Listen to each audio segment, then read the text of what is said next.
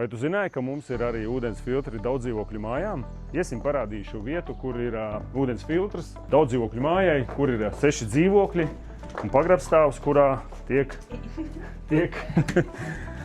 ir uzstādīts ūdens filtrs uz centrālo ūdeni ar domu, kad ir ienākošais Rīgas ūdens, bet tā kā ūdenī ir daļiņas dažādas no caurulēm, duļķainība veidojās, kad remontē cauļvadus, un arī smakas parādās un garšas nevisai, tad ir iespēja uzstādīt ūdens filtru, kas ir domāts uz visu daudzdzīvokļu māju. Ko viņš dara? Viņš ir tīri noņem mehāniskās daļiņas un uzlabo garšu un noņem smaku. Aktivētās ogles filtrs ar automātisko skalošanu, pieslēgts pie kanalizācijas, līdz ar to visi uzkrātās daļiņas tiek izvadītas ārā un strādā gadiem.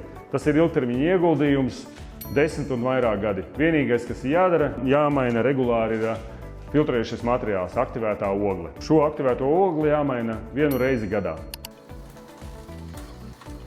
Ja tavai daudzdzīvokļu mājai ir aktuāli ūdens filtri, sazinies ar mums.